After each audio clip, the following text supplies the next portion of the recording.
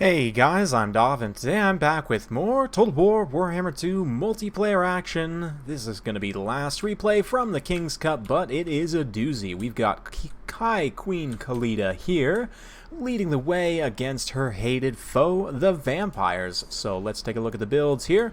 KHALIDA has a Tomb Prince there, no Guardian, just a stripped down Tomb Prince for the anti-large AP. She herself has most of her abilities cut, just My Will Be Done and the Curse. Yep. And we've also got a Lich Priest Lore of Death on foot with just Spirit Leech and his Scroll of Many Magics. We've also got a Hero Titan here to provide additional Winds of Magic and for Spirit Leech, Shem's Burning Gaze. Of course, heavy AP, fire, magic damage, all very applicable here. Shabti Greybows, Tomb Scorpion. In the back, we've got Nehekara Horsemen and just lots of Skeleton Spears and Tomb Guard. For the Vampire Counts, they're going to be led by a Blood Dragon on a dragon, way out here on the flanks. We've also got some Blood Knights, I believe. Black Knights with Lances and Barding, it looks like, actually. Two in the center. And some Blood Knights out here to the flanks. And yeah, lots of Skeleton Spears, some Zombies as well. We've got a Necromancer Battery here, Skeleton Warriors. And yeah, you can see the Vampires definitely taking a nice wide formation here, coming up all the way with these Blood Knights, you know, utilizing this forest cover to not get shot by those Shabti Greybows, which is definitely nice. Black Knights aren't going to be so lucky, but they're not quite so expensive. Black Knights with Lances are reasonably cost effective, your typical sort of shock cav. Being undead, they do have pretty crap melee attack and defense, but their charge bonus is definitely legit at 62. So they should be able to come in here and get some good damage. You see two units collapsing on these Tomb Guard, and these are just regular sword Tomb Guard, and with only 50 armor, they will take a beating there. Meanwhile, the Blood Dragon drops down to try and delete this Lich Priest here, but actually the bats are sort of going to keep him from being able to turn around very well. KHALIDA also runs in here, along with the Hero Titan and the Tomb Prince, so the Blood Dragon obviously going to get back up into the air, but a decent try there to get that goon. But you can see the Black Knight's able to do some really good damage initially here. Meanwhile, the rest of the Vampire force just sort of slowly making their way forward here. You can see the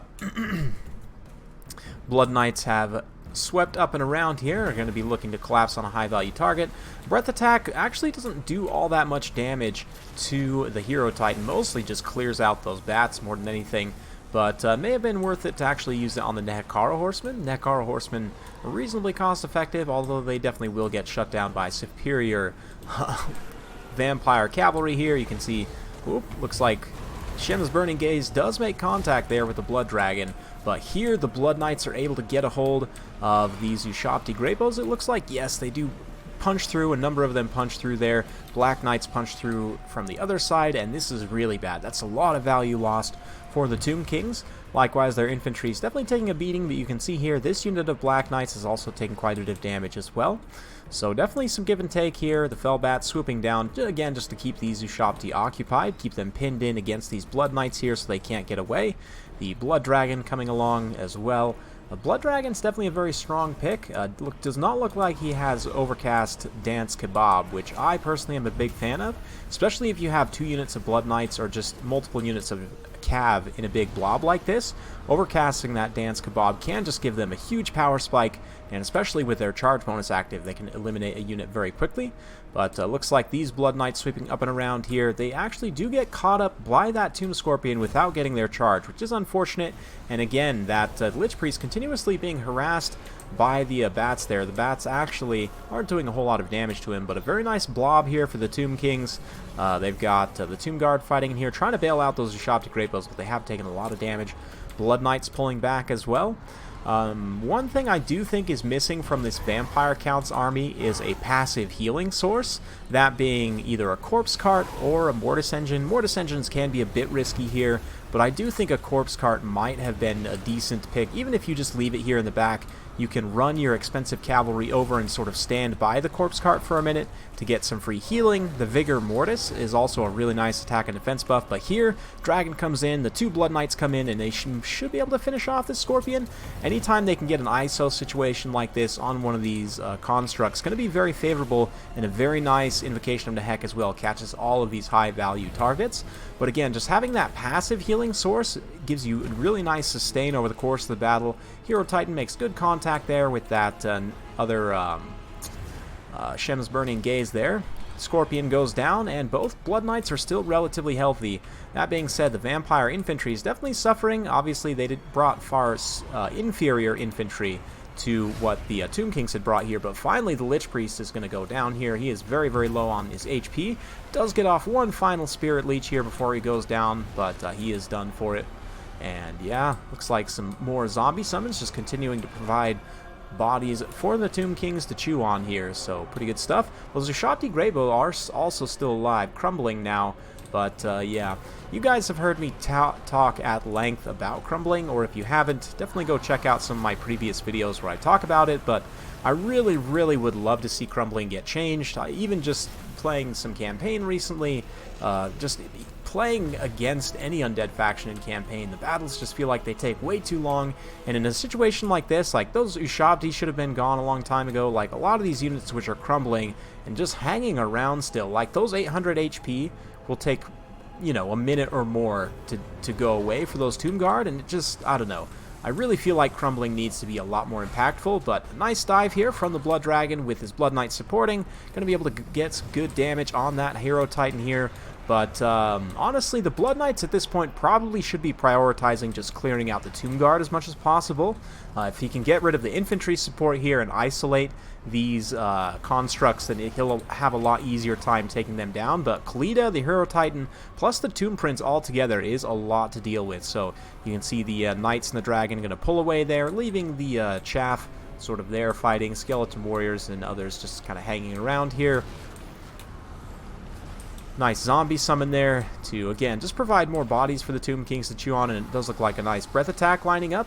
Going directly after the Hero Titan. Again, the breath attack for the Blood Dragon doesn't do a whole lot of damage.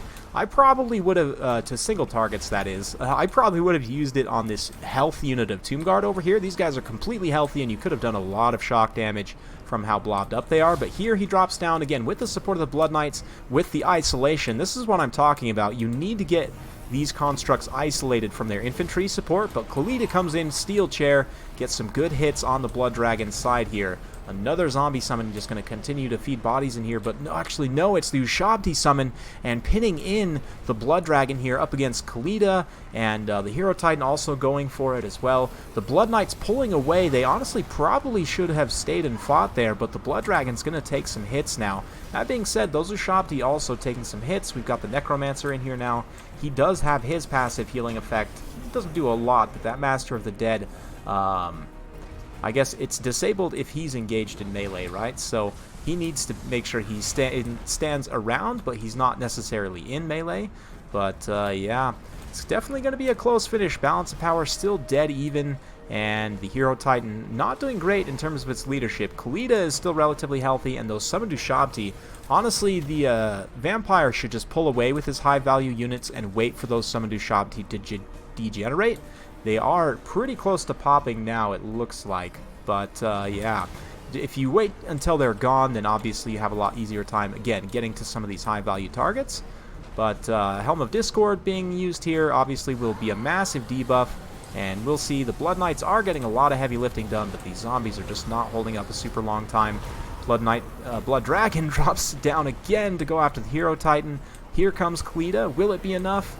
Oh man, looks like the Blood Dragon's going to try and get back up into the air, but the Blood Knights, not really sure what they were doing over on that side, maybe charging out those Tomb Guard. But yeah, you can see the Skeleton Spears still in a position to support here, and the Cycle Charge will continue. A really nice hit there from the Blood Dragon on that Hero Titan. Does send it into Crumbling. Going to get a little bit of free damage in. Again, it's not a lot. Crumbling actually doesn't do much. But the Blood Knights here, you can see the XP chevrons. They've got a lot of work done against high-value targets.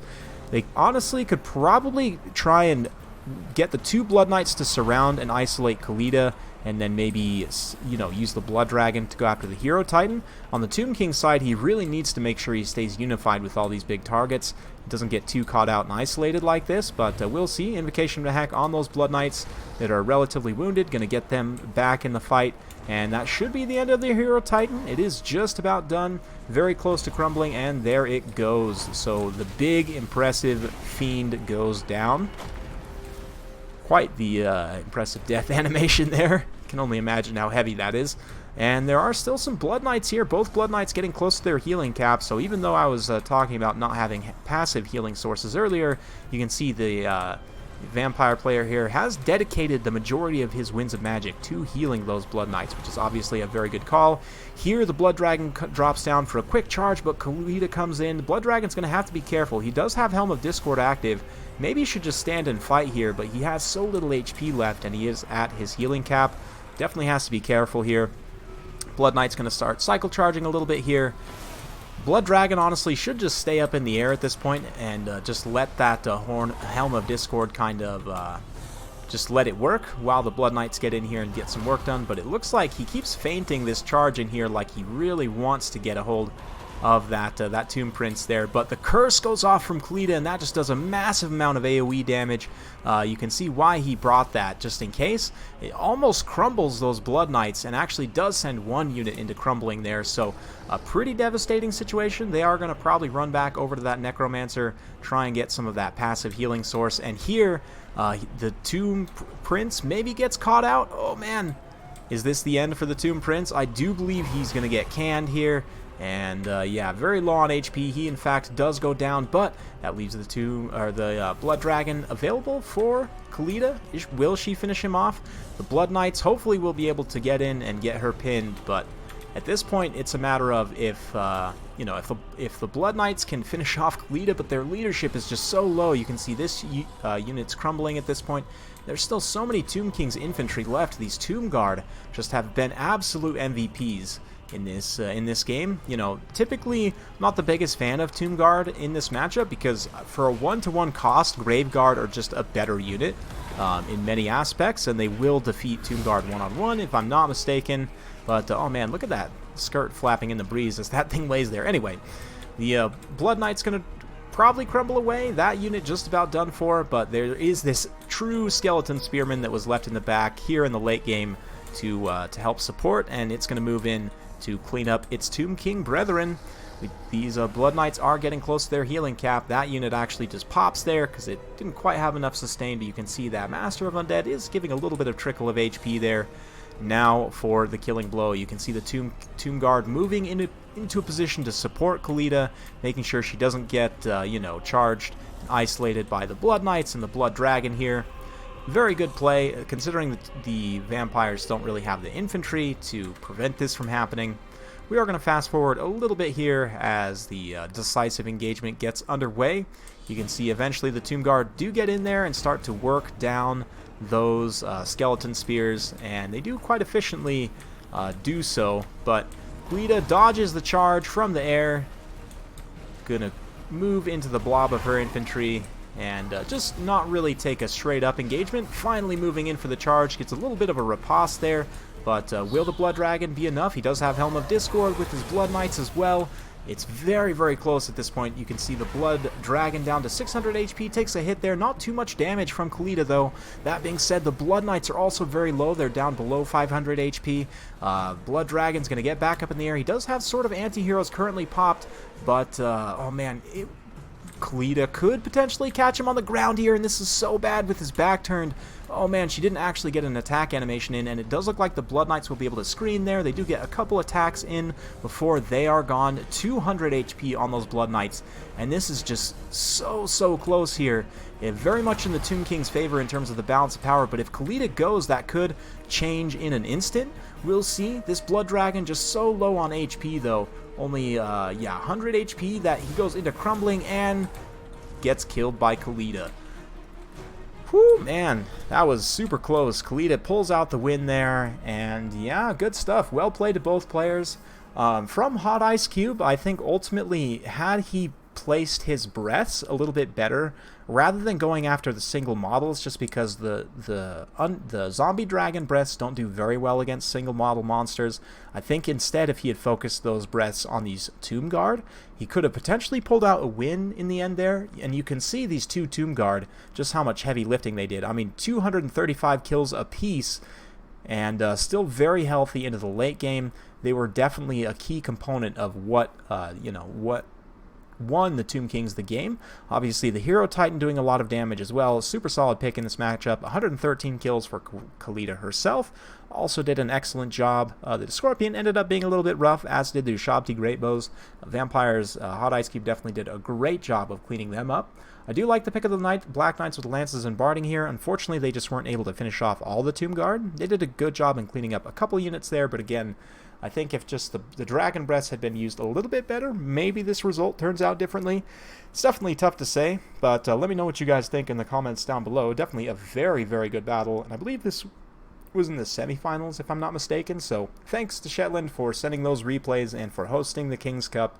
You guys be sure to tune in next time he does one. I'm sure it should be sometime soon. We'll see. But yeah, stay tuned to this channel for more Total War Warhammer multiplayer action. Subscribe if that's what you like. Click that bell button so you get notified, and that will be all. Thank you very much. See you next time.